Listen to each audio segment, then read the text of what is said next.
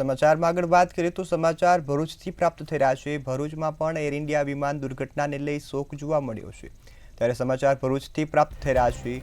Ahmedabad air India plane દુર્ઘટનાનો મામલો સામે આવ્યો હતો। ત્યારે આ મામલામાં ઘટનામાં જંબુસરના મેડિકલ વિદ્યાર્થીનો આબાદ બચાવ થયો છે। MBBSના બીજા વર્ષમાં અભ્યાસ કરતા ધ્રુવ ગુજ્જરનો આ ઘટનામાં આબાદ બચાવ થયો છે। ત્યારે ખટાકા સાથે અવાજ આવતા જ ડાઇનિંગ ટેબલ નીચે ગયો હતો। ત્યારે જમવા બેઠા હતા ત્યારે જ આવો ધડાકાનો અવાજ સંભળાયો હતો। અવાજ સંભળાતાની સાથે જ તે ડાઇનિંગ ટેબલની નીચે પહોંચી ગયો હતો। ત્યારે ધુમાડાના ગોટે ગોટા ઉડતા તે પણ ડરમાં સરી પડ્યો હતો। ત્યારે તેનો આ ઘટનામાં આબાદ બચાવ થયો છે।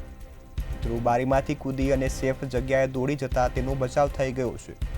ત્યારે તપાસ કરતા પ્લેન ક્રેશ થયું હોવાનું તેને ઘટનામાં માલુમ પડ્યું હતું। જે બાદ તે પણ રાહત અને બચાવ કામગીરીમાં જોડાયો હતો।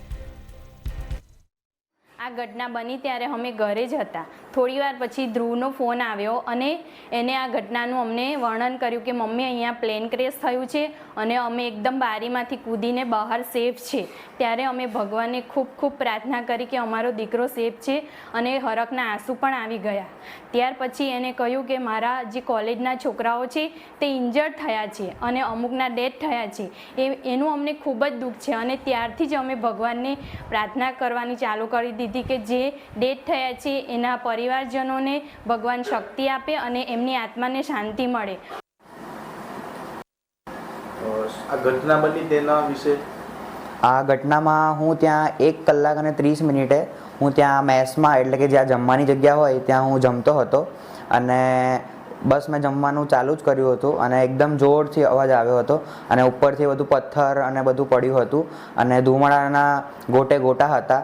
ત્યાં ખૂબ જ ભયનો માહોલ હતો અને તો હું ત્યાં બચવા માટે હું ડાઇનિંગ ટેબલની નીચે ઘૂસી ગયો હતો અને પછી જોયું આજુબાજુ તો કંઈ જ દેખાય નહીં, બધું ધુમાડાના ગોટા ગોટા હતા અને હું પછી ત્યાં બચવા માટે એકદમથી બારીમાંથી કૂદીને બહાર દોડી ગયો હતો અને એકદમ સેફ જગ્યાએ પહોંચી ગયો।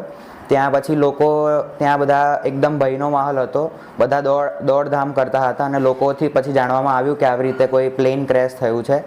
તો ત્યાં પછી ફટાફટ જ એમ્બ્યુલન્સ, ફાયર ફાઇટર, CISFની ટીમ અને NSG કમાન્ડો ફટાફટ આવી ગયા હતા અને તરત જ રાહત કામગીરી ચાલુ કરી દેવામાં આવી હતી।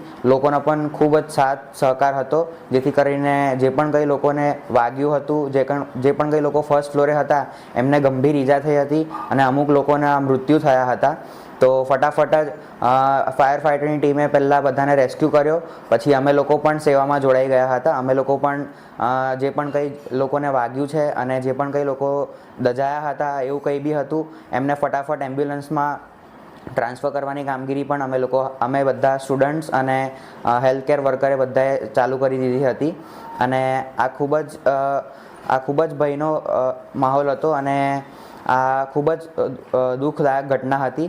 તો આ જે પણ કંઈ લોકોના મૃત્યુ થયા છે, જે પણ કોઈ લોકોને વાગ્યું છે, તો ભગવાનને મારી એ જ પ્રાર્થના છે કે એ લોકોને બધું સારું એકદમ સારી રીતે સ્વસ્થ થઈ જાય અને જે પણ કોઈ લોકોના મૃત્યુ થયા છે એમની આત્માને ભગવાન શાંતિ